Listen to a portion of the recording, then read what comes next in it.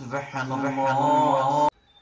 أعوذ بالله من الشيطان الرجيم بسم الله الرحمن الرحيم আসসালামু আলাইকুম রহমতুল্লাহ। খুবই ভারাক্রান্ত হৃদয় নিয়ে জাতির উদ্দেশ্যে দুটি কথা বলার জন্য আসছি। বিগত 16-17 বছর আমাদের গলা চিপে ধরেছিল, আমরা কোনো কথা বলতে পারি নাই। কিছু বললেই পুলিশের ভয় দেখাইতো, নানা রকম হুমকি আসতো। আল্লাহ তাআলা আজকে যেহেতু আমাদেরকে কথা বলার জন্য আমাদের এই দেশটা স্বাধীন করে দিয়েছেন, তাই জাতির উদ্দেশ্যে দুটি কথা বলার জন্য আসছি। আল্লাহ তাআলা বাংলাদেশের প্রত্যেকটা মানুষকে হেফাজত করেন।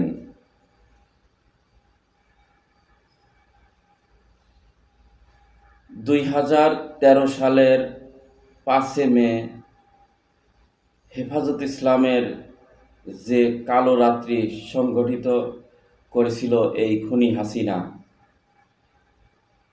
সেটার সঠিক হিসাব এখনো পাওয়া যায় নাই। যে ওই কালো রাত্রিতে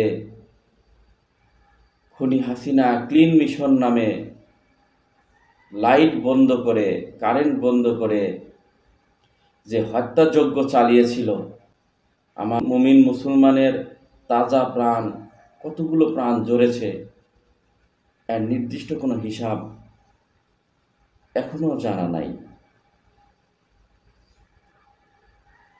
ওইটার সঠিক হিসাব বের করার সুবিধার্থে বাংলাদেশের প্রত্যেকটা নাগরিককে আমি একটা অনুরোধ করতে চাই। 5 মে 2013 সালে যারা স্বজন হারিয়েছেন, প্রত্যেকটা মানুষ থানাতে ডায়েরি করেন। এই ডায়েরি করলে আল্লাহর রহমতে আশা করি সঠিক হিসাব পাওয়া যাবে যে ওই দিন রাত্রে কতজন মানুষকে এই খুনি হাসিনা হত্যা করেছিল। আর আমাদের দেশের আইন শৃঙ্খলা বাহিনীকে অনুরোধ,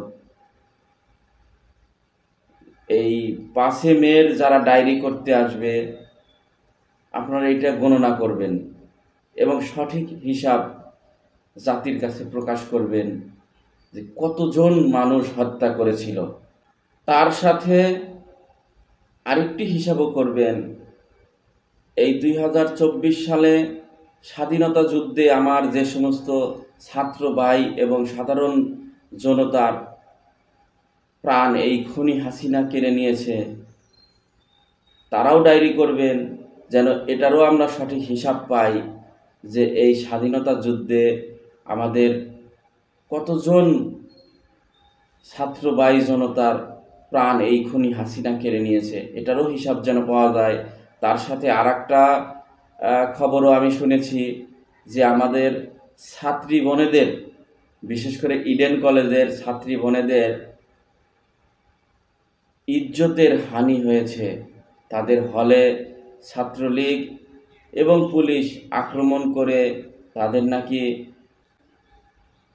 শরীরে হাত দিয়েছে এবং জেনার মতো অপকর্মও করেছে। আমার এই বোনেরা এরকম নিজেদের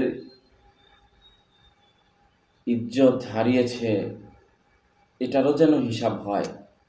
প্রত্যেকটা খুনের হিসাব করতে হবে যে এই খুনি হাসিনার এই 16-17 বছরে মোট কতজন মানুষের প্রাণ কেড়ে নিয়েছে, কতজন মানুষকে হত্যা করেছে, এটার জন্য একটা হিসাব জাতি জানতে পারে। অনেক গুপ্ত খুন হয়েছে, ক্রসফায়ার হয়েছে, গুম হয়েছে।